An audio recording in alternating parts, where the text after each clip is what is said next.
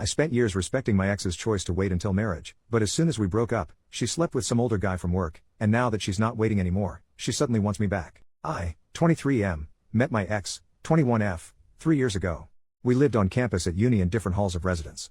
After a few months, we got together and for the most part had a very happy relationship. There was always one issue though. My ex grew up in a very religious home. Her father is a pastor. She has been open with her family that she does not share their faith. They weren't happy about it but accepted that she has to make her own choices on that. Nevertheless, I think some of that religious upbringing was still in her mind. I grew up in a different religion but was never very serious about it, and am no longer religious.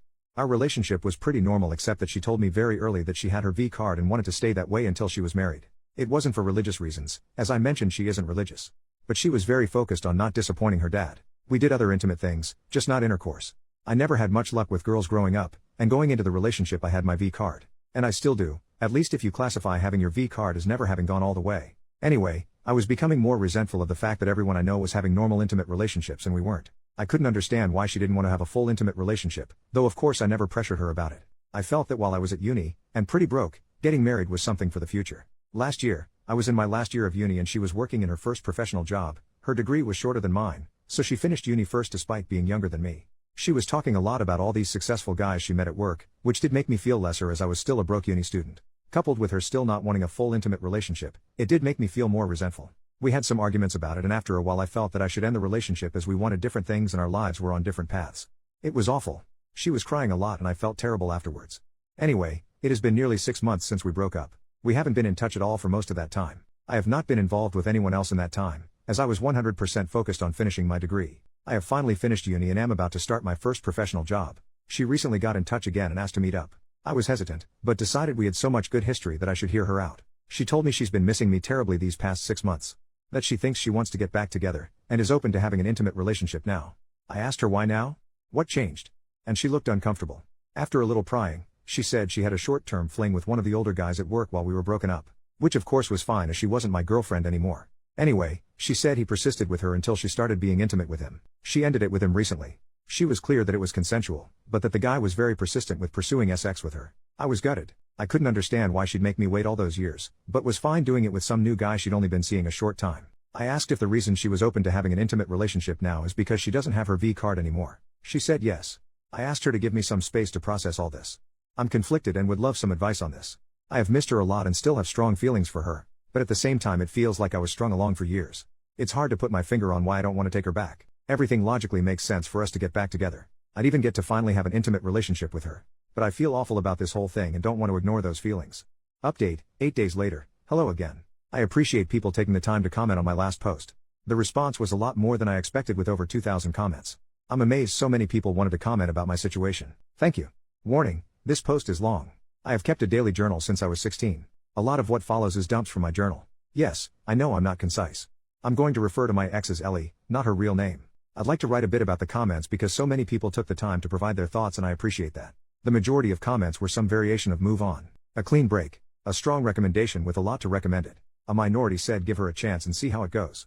Plenty calling me a jerk for ending it because I wanted sex in our relationship, or for being obsessed with her virginity. That I dumped her because she wouldn't put out.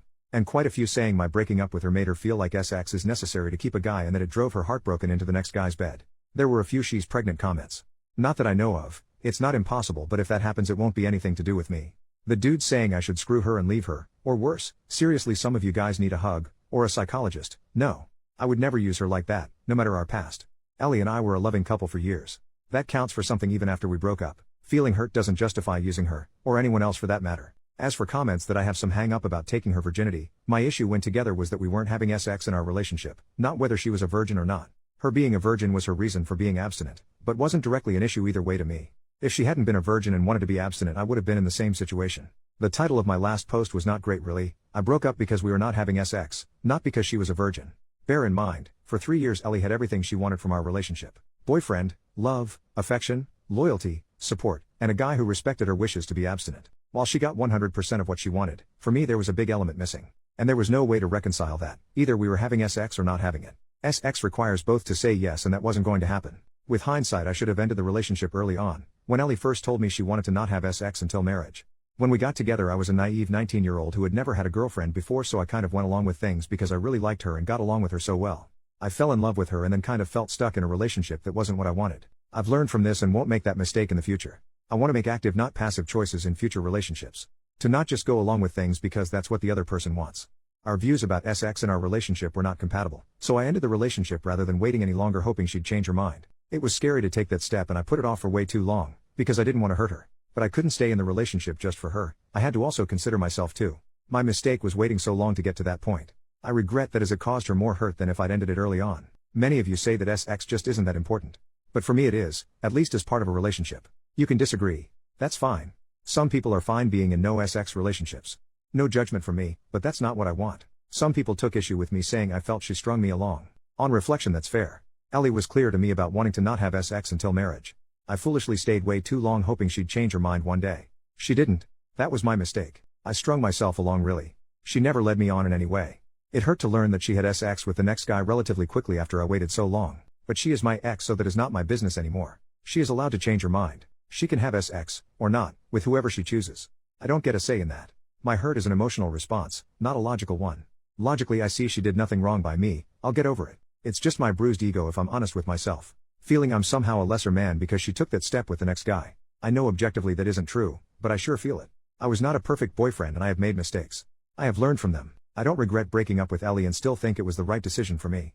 Enough background. A few things have happened. Last weekend was the Australia Day long weekend. I was on a camping trip, in the Grampians for any Aussies reading. It was so nice to be in nature, to do some bushwalks with friends and decompress. It felt good to talk about the Ellie situation with my mates around the campfire. Most of them knew Ellie pretty well from our years together and they had a range of views, just like the commenters on my post. And I got the usual good-natured crap about still being a virgin. I learned there's an expensive bottle of scotch they bought a while ago that's going to have its seal cracked when mine is. Bastards lol. One great question a friend asked was whether I would have ever decided to reach out and take Ellie back if she never reached out to me first. The answer is no. It was so obvious to me. That cut through a lot of the confusion for me. I was being too passive in this situation, and needed to do what I wanted. Not just react to what Ellie wanted. By the time I was on the way home, I had decided to not get back together with her. But that was moot. When I was driving home and got a mobile signal again, no mobile network where we had camped, the network delivered a bunch of messages from Ellie all at once. She said she was wrong to ask me to get back together, and that she's back with Tim, fake name, now. She also texted that the thing with Tim is more serious than she told me when she last met with me.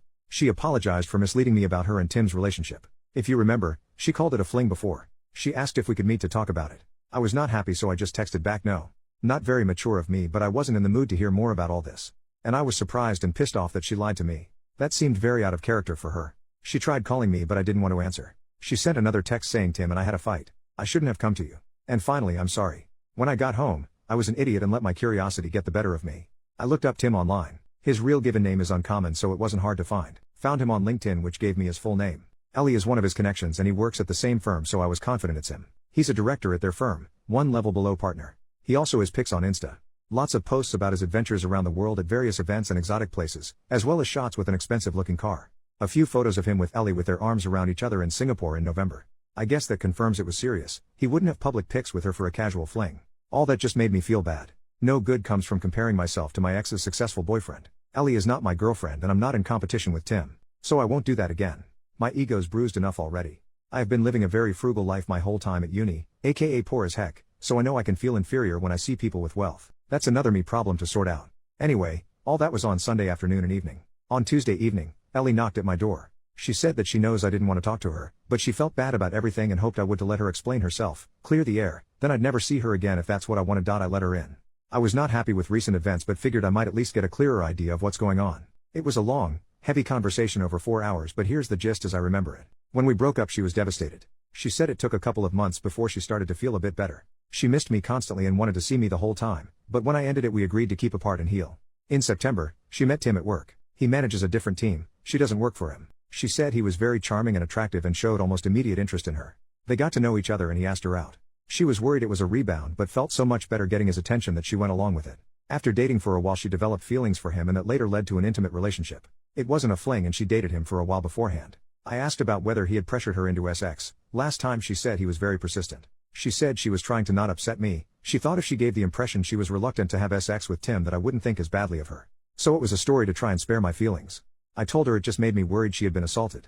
She looked shocked at that and said no way, she was actually the one who initiated their intimate relationship. I said although I don't like that she lied to me, I can understand why.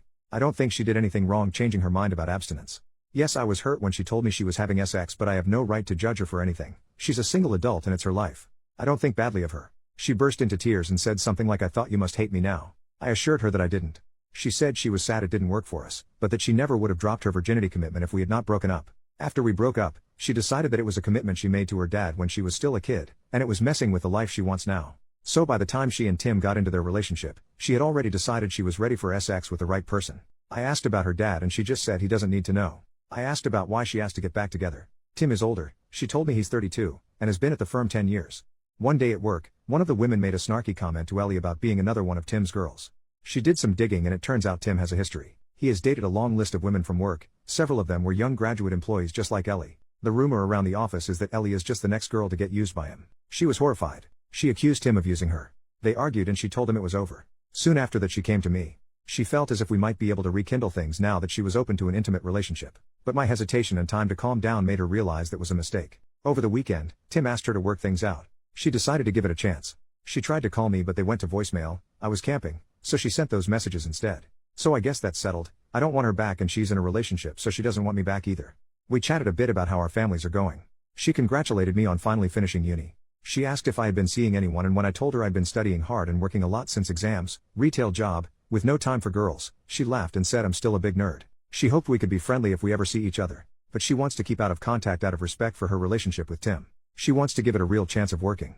Which is fair enough. She gave me a hug, said thank you for understanding, and left. So there you have it. Ellie involved me in her relationship drama.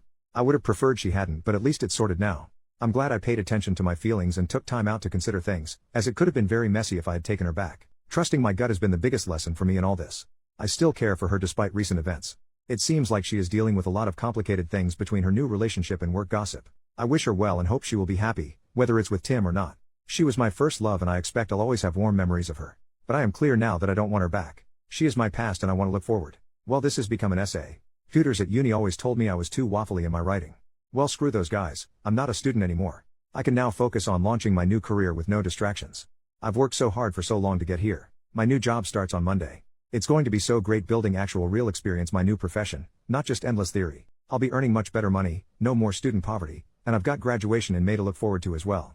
I'm open to finding someone new but that is way down my priority list. I'm not going to actively pursue that anytime soon. Cheers everyone for your comments and advice. Edit, the next day, okay, you've convinced me. Today I blocked Ellie on everything. Since we agreed not to be in touch again, that shouldn't matter, but if she doesn't stick to that agreement, for example if she and Tim split or fight again, then it won't be easy for her to contact me again. I thought it was a petty thing to block someone, but in this case you've convinced me that it's a way to take control of the situation. With luck I won't hear from her again, and if I do, like if she knocks on the door, I'll remind her of our agreement and shut her off. Time to stop being passive and take charge of my life, a life Ellie will not be part of. Second update, 5 months later, bumped into Ellie again. My old throwaway got blocked so I had to make this new one. I learned a lot through that experience and believe that I'm a little less naive than I was. Many of you said I would see Ellie, now 22F, again. You were right. There was some confusion in comments previously about dates of graduation and work. I'm an Australian living in Melbourne. University here runs from late February/early March to November each year. Our summer holidays are in December to February. Graduate intakes into companies are usually in February each year. If you recall from my previous posts, my ex Ellie and I mutually agreed to be no contact after some drama on her part. At the urging of Redditors I also blocked her to help maintain no contact. I've been working since February as a graduate engineer and it's been everything I hoped it would be. I'm meeting amazing smart people, learning so much every day, and am finally earning a salary after years of being a broke student. Having a little money in the bank and being able to afford to do things like eating out is such a nice change. When I finished uni in November, I moved in with my brother temporarily. He'd just broken up with his ex and needed help with his rent. That's where I was living when Ellie last came to see me. He found a new housemate, and since his place was on the wrong side of the CBD for my job, I moved into a share house in the southeast of Melbourne. The place is a bit run down but the rent is reasonable, by insane Melbourne standards, and there are lots of pubs, bars and restaurants nearby. The location and my housemates have been great. I'm seeing someone. I'll call her Olivia, not her real name. She's the sister of one of my housemates. We met when my housemates and I had a barbecue and she dropped by. We got talking and were still talking hours later until everyone else had left. Her brother told us to shut the hell up so he could get some sleep, haha. I asked her out that week and we've been close since. My housemate, her brother, has been making fun of us ever since, including more than a few crude jokes when she stays over. We agreed to be exclusive 6 weeks ago so it's still quite new. She's so cool. And smart. And gorgeous. The chemistry was instant and intense from the moment we met. We just click so well. It's such a great time when we're together. Olivia is an accountant at a big firm. One of Olivia's workmates was having a party last month. She asked me to come to meet some of her work friends. We went inside and Olivia introduced me to the woman who hosted the party, her workmate Jess. There would have been maybe 40 to 50 people there. I didn't know anyone but Olivia. At one point I offered to grab more drinks. The kitchen was in a separate room. As I was getting them, a guy asked me to pass him a beer from the fridge. I introduced myself and he said, "Hi, I'm Tim," fake name from my last post. He actually said his unusual name. We chatted a couple of minutes about our jobs and how we know Jess. Then I just said nice to meet you and returned to the group. I didn't recognize his face as I'd never met him before, but it was definitely Ellie's Tim, his job and firm lineup. And he looked in his 30s, a bit older than most people at the party. Neither of us mentioned Ellie when we were talking. Later on I asked Jess how she knew Tim. She said she used to work at the same firm as Tim, also where Ellie works, but she moved to another employer, where Olivia works. Despite living in a city of 5 million, it's still a small world. On the tram ride home I must have been quiet because Olivia asked what was on my mind. I said that Tim guy at the party was, or maybe still is, my ex's boyfriend. I said I didn't think he knew who I was, or if he did he didn't say anything. That prompted me to share some history about me and Ellie. Olivia was wide-eyed and said, "You never told me you were a virgin." Then she laughed and said, "Well, we took care of that." She asked if I had any feelings for Ellie and I truthfully said no. I dealt with all that months ago. More recently, there was a formal charity dinner that Olivia was asked to support. Her employer was a sponsor of the event. She was keen to show me off. We were at a table with a bunch of her work colleagues. Nice people. One of her work friends was so excited to meet me, and Olivia can't stop talking about you. That made me feel really good. After dinner a few of us were chatting and I got a tap on the shoulder. I turned around and to my surprise it was Ellie. Tim was with her. It was so weird to see her again. Tim said he remembered meeting me at that party but never made the connection to Ellie until just now. She must have told him about me. Ellie looked very different. She had lost a lot of weight and was very slim. The tight red dress she was wearing made that obvious. Her dad would not approve. Not that she was ever overweight, but I'd never seen her that thin before. She was immaculately made up with what looked to my ignorant eye like expensive jewelry. She'd changed her hair too, now blonde instead of her natural auburn. She looked like a sleek rich girl, not the poor pastor's daughter I remember. Don't get me wrong, she looked amazing, but she looked like a different person.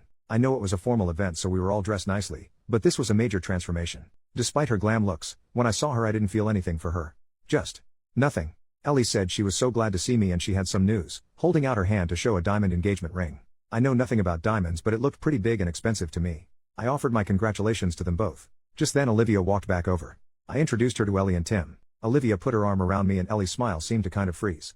I didn't really know what else to say, so I just said nice to see you again and wished them all the best for the wedding. Tim walked off and Ellie just sort of stood there a moment. It was awkward. Later on, as we were leaving, Ellie was staring at us as we walked out. Olivia said later that I think she still has a thing for you. I said it doesn't matter. Anyway, cut to a few days ago. My brother messaged me saying Ellie stopped by looking for me. Yes, Reddit, you were right. He knew to not share my new address with her, so all he said is I'd moved out. Next day I received an email from an address I hadn't seen before. It was Ellie. No acknowledgement that she was breaking our agreement to be no contact. No mention she stopped by my old place. It said it was so great to see you again, I've missed you and that girl you were with is pretty, how serious is it? And telling me she and Tim have big plans for their wedding next year and she hopes I can come. I was annoyed because she is trying to make her life my business. Again. Despite promising no contact. Even going to the trouble to make a new email address to get around me blocking her. I showed Olivia the email and she rolled her eyes and asked me to think about why my ex would send me that. Why indeed. Olivia is great at cutting through bullshit and reads people way better than I do. Ellie can't have me back. I'm in a relationship now plus she's engaged, and it's not like I would go to their wedding. Who goes to their ex's wedding? It wouldn't be right. I don't know why she's trying to contact me, but I can guess that she wants to use me for emotional support again. Or maybe things are rocky with Tim, who knows? Whatever she wants, it's not happening. She has family and friends, she can talk to them. I deleted the email and blocked the address without replying. Ellie promised she'd keep out of contact and just couldn't help herself. I still intend to keep my word, no contact, even if she doesn't. I've also set up a filter to send any email containing her name to the bin. Olivia and I had a talk after that. I asked if she was concerned about the Ellie thing but she said no, she's not worried, she didn't get serial killer vibes from Ellie. I'm glad none of this has put her off me. So nothing too dramatic but it does prove you guys were right, Ellie could not contact me despite promising to do so. I was able to sidestep her much more easily than last time. Ultimately this is a good news story. Life is so great right now. I've got a cool new girlfriend, a fun place to live and a new career I love. It has been easy to leave Ellie behind.